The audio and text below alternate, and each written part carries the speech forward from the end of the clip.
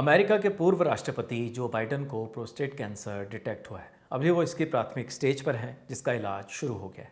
Prostate cancer एक खतरनाक बीमारी है। बीते कुछ दिनों से ये ट्रेंड दिखा है कि इस बीमारी की चपेट में अलग अलग उम्र के लोग आने लगे हैं, जिनमें कई युवा भी शामिल हैं। इस बीमारी पर हमने सेहत के एक पुराने एपिसोड में विस्तार से बात की है।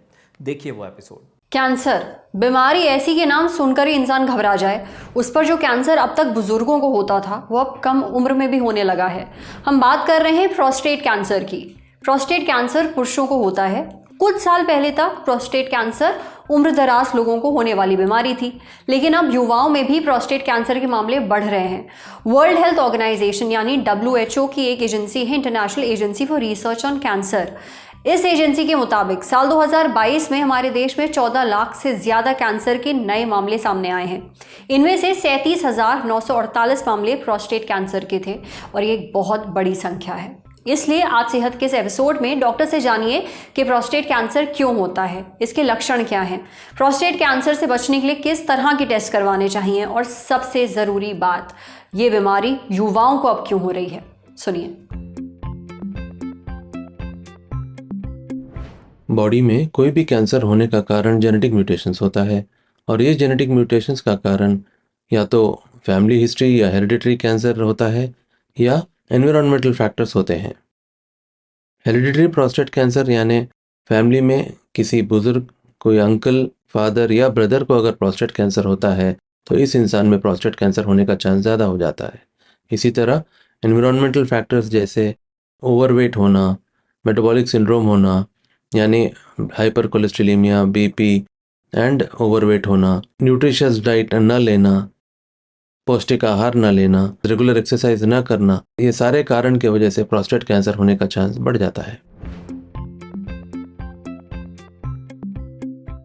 प्रोस्टेट कैंसर के स्पेसिफिक शुरुआती लक्षण नहीं होते, लेकिन अगर किसी ने महसूस किया है कि पेशाब जाने में दिक्कत हो रही है, पेशाब रुक रुक के आ रहा है, रात में काफ़ी बार पेशाब जाने की ज़रूरत पड़ रही है, या पेशाब में खून आ रहा है, या पेशाब जब लगे तो उसको रोक नहीं पा रहे हैं, तो उसको चाहिए कि अपने यूरोलॉजिस्ट से संपर्क करें और अपनी जांच करवाएं। फॉर्चुनेटली प्रोस्टेट कैंसर के अर्ली डिटेक्शन के लिए एक ब्लड टेस्ट अवेलेबल है जिसे PSA टेस्ट कहते हैं, यानी prostate specific antigen test. Prostate specific antigen test सिर्फ प्रोस्टेट कैंसर में ही नहीं बढ़ता है, बल्कि अन्य कारण की वजह से भी PSA ब्लड में बढ़ सकता है, जैसे पेशाब में इन्फेक्शन रहना, प्रोस्टेट का इन्फेक्शन होना, पेशाब पूरे को रुक जाना, पेशाब की नली लगी रहना या रीसेंट इंटरकोर्स होना। ये अन्य कारण की वजह से भी PSA ब्लड के अंदर बढ़ सकता है।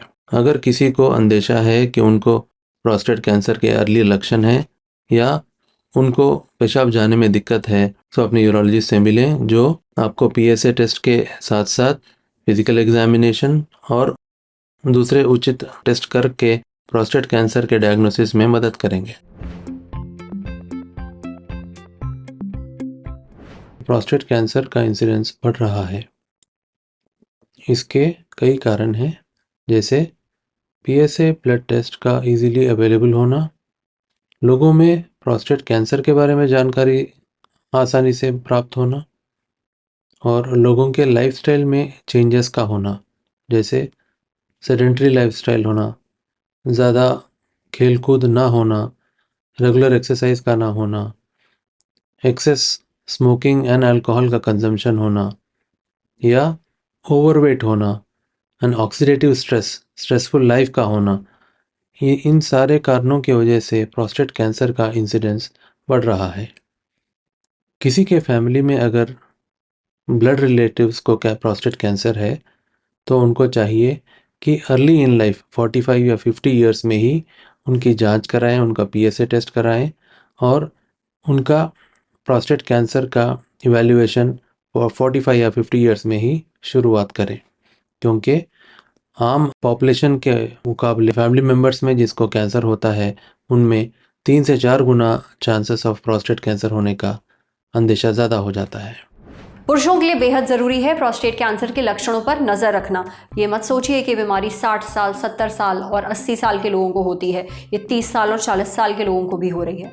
अगर आपको बताए गए लक्षण महसूस हो रहे हैं तो देरी मत करिए, डॉक्टर से जांच जरूर करवाइए।